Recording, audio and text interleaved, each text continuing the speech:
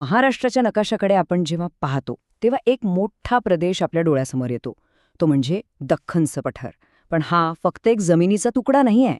ही एक कहाणी आहे जी कोट्यावधी वर्षांपूर्वी ज्वालामुखीच्या उद्रेकातून जन्माला आली आणि मग काळाच्या ओघात हळूहळू घडत गेली.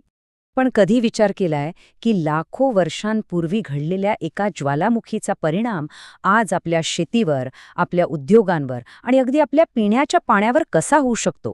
चला तर मग या भूतकाळात दडलेल्या रहस्याचा शोध घेऊया.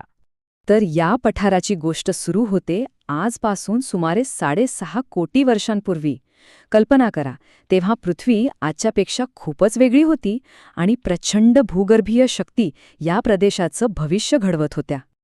विचार करा, ज्या काळात डायनासॉर पृथ्वीवर फिरत होते त्याच काळात इथे जमिनीला प्रचंड भेगा पडल्या आणि त्यातून लाव्हारस असा बाहेर येऊ लागला.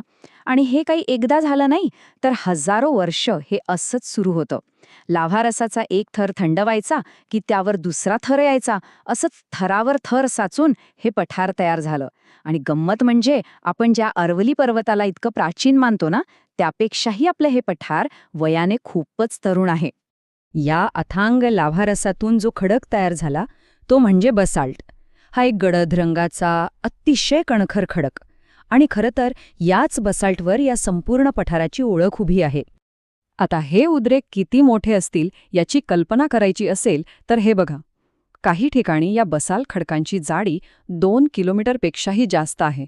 म्हणजे साधारणपणे 25-30 उंच इमारती एकावर एक ठेवल्या तर जेवढी उंची होईल तेवढी. बरं, ज्वालामुखी तर शांत झाले आणि पठारही तयार झालं. पण आज आपण जो पायऱ्या-पायऱ्यांचा प्रदेश पाहतो तो आकार याला नेमका मिळाला कसा? चला, आता या निर्मितीच्या पुढच्या टप्प्याकडे वळूया. या पठाराची संपूर्ण कहाणी खरं तर या 2 शब्दातच दडलेली आहे. अग्नीने घडवलं आणि पाण्याने कोरलं. ज्वालामुखींनी याला जन्म दिला, पण नंतर नदी, वारा आणि पावसाने लाखो वर्ष मेहनत घेऊन याला आजचा चेहरा दिला आहे. याला डेक्कन ट्रॅप्स असंही म्हणतात. यातल्या ट्रॅप या शब्दाचं मूळ स्वीडिश भाषेतला अर्थ आहे पायरी. झालं असं की लाव्हारसाचे कठीण आणि मऊ थर एकावर एक साचले होते. लाखो वर्षांच्या पावसामुळे आणि वाऱ्यामुळे यातले मऊ थर झिजून गेले आणि कठीण थर तसेच राहिले. यामुळेच या संपूर्ण प्रदेशाला एका भव्य पायऱ्यांसारखा आकार मिळाला. या रचनेचं आणखी एक खूप महत्त्वाचं वैशिष्ट्य म्हणजे याचा उतार. संपूर्ण पठार पश्चिमेला उंच आहे आणि तिथून पूर्वेकडे हळूहळू उतरत जातं.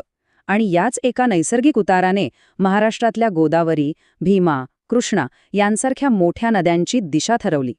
पठाराचा आकार तर आपण पाहिला, पण या प्रदेशाला जिवंत ठेवण्याचं काम करतात त्या इथल्या नद्या. पण या नद्या वाहतात कशा? आणि त्यांच्या प्रवाहावर निसर्गाचा कोणता घटक सगळ्यात जास्त प्रभाव टाकतो? चला पाहूया. हे पठार म्हणजे काही एक सलग, सपाट मैदान नाहीये. इथे पूर्वेकडे पसरलेल्या डोंगर रांगा आहेत. उदाहरणार्थ, सातमाळा अजिंठा रांगेने तापी आणि गोदावरीचं खोरं वेगळं केलं, तर हरिश्चंद्र बालाघाट रांगेने गोदावरी आणि भीमेला विभागलं. या रांगा म्हणजे जणू काही नैसर्गिक भिंतीच आहेत, ज्यांनी नद्यांची खोरी वाटून दिली आहेत. या पठाराच्या पश्चिमेला एक उंच पर्वत उभा आहे, सह्याद्री. आणि हाच पर्वत पठाराच्या हवामानावर आणि नशिबावर एक खूप लांब सावली टाकतो. आणि ही सावली आहे पर्जन्य छाया.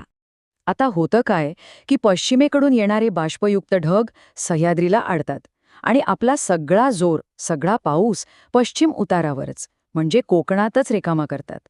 त्यामुळे सह्याद्री ओलांडून जेव्हा हे ढग पठारावर येतात तेव्हा त्यांच्यातलं पाणी जवळजवळ संपलेलं असतं.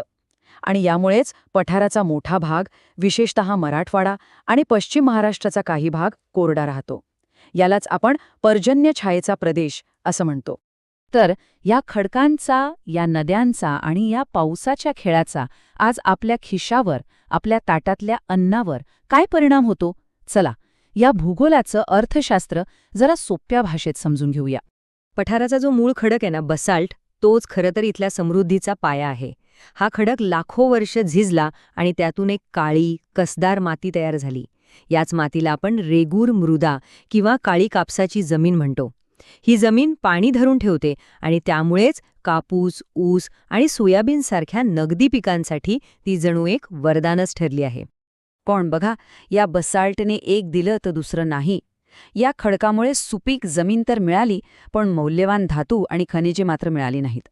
त्याला अपवाद फक्त पठाराचा पूर्वेकडील भाग, म्हणजे आपला विदर्भ, जिथे आपल्याला कोळसा आणि मॅंगनीजचे महत्त्वाचे साठे सापडतात. आणि हा प्राचीन भूभाग केवळ शेतीपुरताच मर्यादित नाही.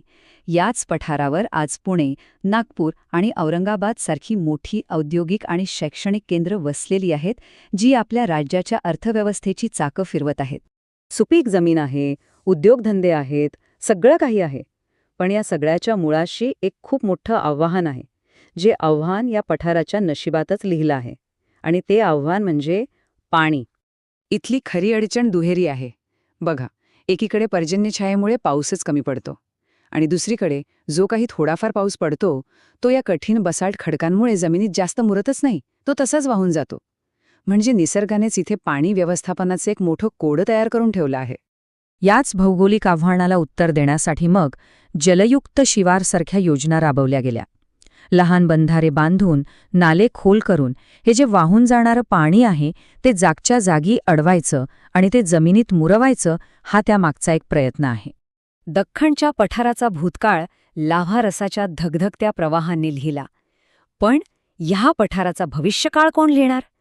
निसर्गाने घालून दिलेल्या या मर्यादांवर मात करणारी मानवी कल्पकता आणि तंत्रज्ञान, की निसर्गापुढे हतबल झालेला माणूस?